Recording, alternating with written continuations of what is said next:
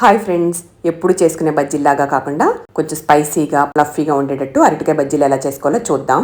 దానికోసమని ఒక అరటికాయ తీసుకుని ఈ విధంగా స్లైస్ లా కట్ చేసేసుకున్నాను. ఇప్పుడు ఒక బౌల్లోకి ఒక బౌల్ శనగపిండి, 2 స్పూన్ల బియ్య పిండి వేసుకొని 1 స్పూన్ వాము, 1 స్పూన్ పసుపు, 2 స్పూన్ల కారం, 2 చిటికళ్ళ సోడా ఉప్పు వేసుకొని ఇందులో రుచికి సరిపడ సాల్ట్ కూడా వేసేసుకొని బాగా అంతా కలిసేట్టు కలుపుకోవాలి. ఈ విధంగా కలుపుకున్నాక ఇప్పుడు ఇందులో వాటర్ పోసుకొని ఉండలు లేకుండా కలుపుకోవాలి. మరి లూజ్ గా కాకుండా కొంచెం టైట్ గా కలుపుకోవాలన్నమాట. బజ్జీల పిండిలాగా ఈ విధంగా కలిపేసుకొని పక్కన పెట్టుకోవాలి. ఇప్పుడు ఒక ప్లేట్ లోకి 2 స్పూన్ల కారం, 1/2 స్పూన్ సాల్ట్, 1/2 స్పూను ధనియా పొడి, 1/2 స్పూను జీరా పొడి, 1/2 స్పూను వామ్ పౌడర్ కూడా వేసేసుకొని ఇదంతా బాగా కలిసేట్టు కలుపుకోవాలి. కలుపుకున్నాక ఇప్పుడు అరటికాయ ముక్కలు ఒక్కొక్క దానికి ఈ విధంగా ఈ కలుపుకొని పెట్టుకున్న మసాలాని పట్టించుకోవాలన్నమాట. ఈ విధంగా పట్టించేసేసుకొని ఎన్ని ముక్కలకు సరిపోతే అన్ని ముక్కలకి ఈ విధంగా పట్టించేసుకుని పక్కన పెట్టేసుకున్నాను. ఇప్పుడు డీప్ ఫ్రైకి సరిపడా ఆయిల్ స్టవ్ మీద పెట్టేసుకుని ఆయిల్ హీట్ అయ్యాక ఈ మసాలా పట్టించుకున్న ముక్కల్ని ఒక్కొక్క దాన్ని ఈ పిండిలో డిప్ చేసేసుకొని ఇట్లాగా ఆయిల్లో సరిపడినన్ని వేసేసుకోవాలి.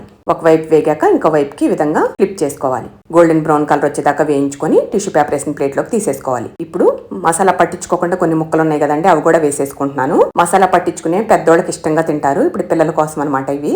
ఇలాగా ఒక వైపు వేగాక ఇంకో వైపు ఫ్లిప్ చేసేసుకోవటమే. అంతేనండి, ఎంతో టేస్టీగా ఉండే అరటికాయ బజ్జీలు రెడీ అయిపోయినాయండి. ఈవినింగ్ స్నాక్ కింద పిల్లలకి ఎప్పుడైనా తినాలనిపించినప్పుడు అకేషనల్ గా చేసి పెట్టండి, చాలా ఇష్టంగా తింటారు. పెద్దవాళ్ళకి కూడా టీ టైం స్నాక్ కింద చాలా బాగుంటాయి. ఖచ్చితంగా ట్రై చేయండి. సూపర్ టేస్టీగా ఉంటే చేసుకోవడం కూడా చాలా ఈజీ.